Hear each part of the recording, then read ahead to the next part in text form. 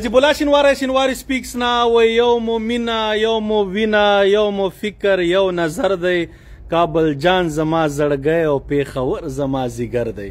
د ټولو افغانانو دی ډیر مبارک شي. یاره داسې زړه د خلاصه سم مړه د احمد شاه بابا او میرویس خان نیکه مسیح چې دي که نه د هغوی غوندې لوبه یې وکړه. د زړه یې رایخ که ډېره موده وروسته د افغانستان ټیم هغسې لوبه وکړه چې هغه زړوره لوبه موږ یادوو چې صحیح زړه د خلاصه بهترین بالینګ شروعات فضل حق فاروقي ګوره دا ټوله لوبه چې دا فاروقي صاحب اصل کې جوړه کړې. چریت اسلانکا چې وګوره ډېر مهم پلیر و هغه شروع کې آوټ کړ 2 وکټې واخیستې ډېر بهترین بالینګ یې کاوه. خدای دې نورم ښه کړي. ما خو وخت سره ډېر خوښ دی. بیا همداسې وروسته نورو سپینرانو ښه بالینګ وکړه. محمد نبي صاحب په خپله ګوره آف سپین بالینګ په ځای لیګ سپین یې ورسره اډ کړه. دغسې دا کریټیونیس چې دی داسې باید لږ هر دغه کې خپل بالینګ کې یو څه اډ کړي. نو راشد خان صاحب ټول اوورال سپینران او فیلډینګ واه لکه سریلانکا والا چې خدای پاک سې وردغه کړي چې څوک یې کریس نسي دیکه ورته ورکوي. دغسې یو 2 کسان رن اوټ شو. هغه راجا پک صاحب چې و هغه ما خو ویلو ښه پلیر دی. 115 ټارګېټ په دې پیچ باندې ټریکي ټارګېټ و.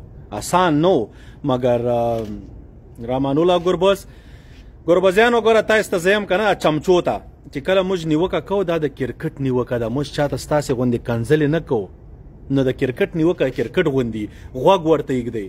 سپي پسې منډې وهئ اول غوږ ګورئ. رحمان الله ګربز صاحب کې ټیلنټ دی ځکه موږ شپې خبرې کوو. دا پول شاټ وګوره دا د روهت شرما غوندې پول شاټ وهي.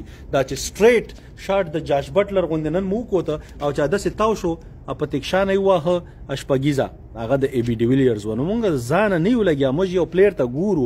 په نورو پلیرانو ولې دونه دغه د کې استعداد زیات دی. څومره چې استعداد دی هماغونه دی به ټاپ کوالټي پلیر شي.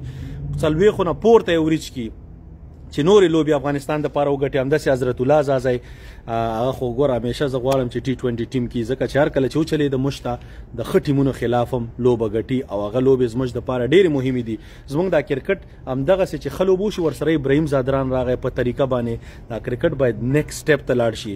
نو ایشیا کپ دپاره هم ښه کار وشو.